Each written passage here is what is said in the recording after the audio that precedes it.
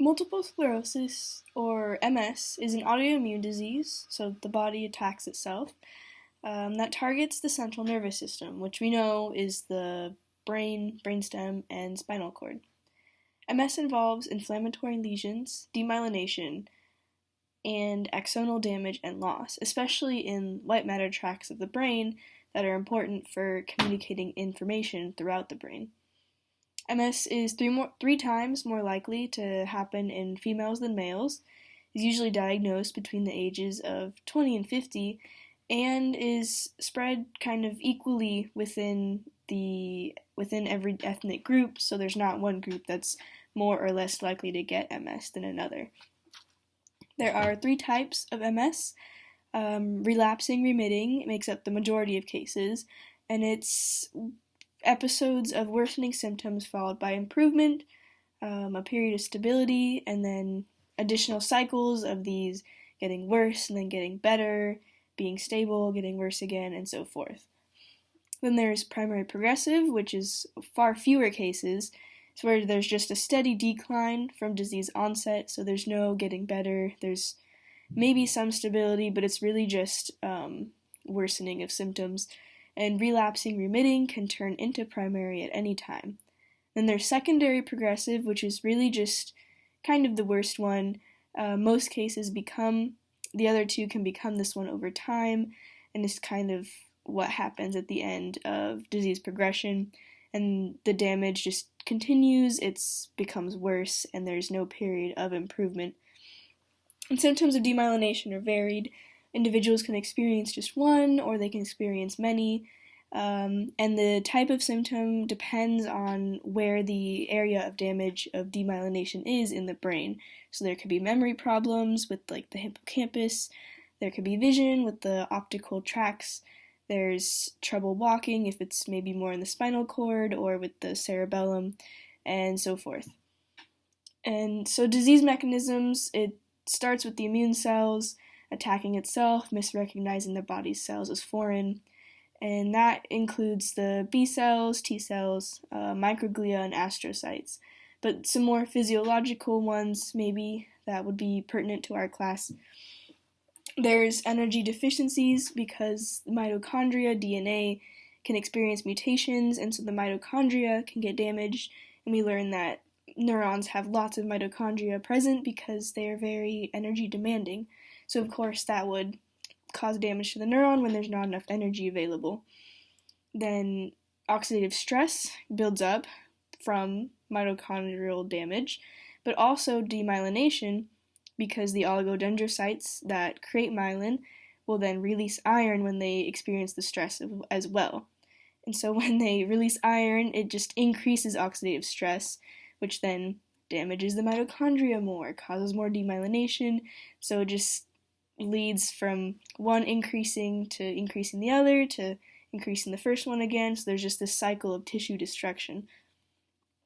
And then one that we actually learned about in class, excitotoxicity, which results from sustained activation of glutamate receptors, and this causes a massive influx of calcium into the postsynaptic cell. And so in figure 3, it's a cartoon that I took from our notes, where glutamate activates the NMDA and AMPA receptors, which influxes sodium, but also calcium, more importantly, into the cell, and we know that calcium is important for sustaining, the electrical signals, but it's toxic in prolonged times and large amounts. And so when there's a ionic imbalance and there's lots of glutamate around and there's kind of this always sustained signal, there's going to be lots of calcium in the cell, and that's just going to kill the neuron eventually. And even though if the cell's always depolarized and so there's action potentials being propagated more often, the demyelination causes the neuron really to decrease its ability to transmit the action potentials, because the myelin's role is to insulate it and to prevent the leaking of the action potential. So when the myelin is broken down, it can't even enjoy the benefits of increased activation of the glutamate receptors.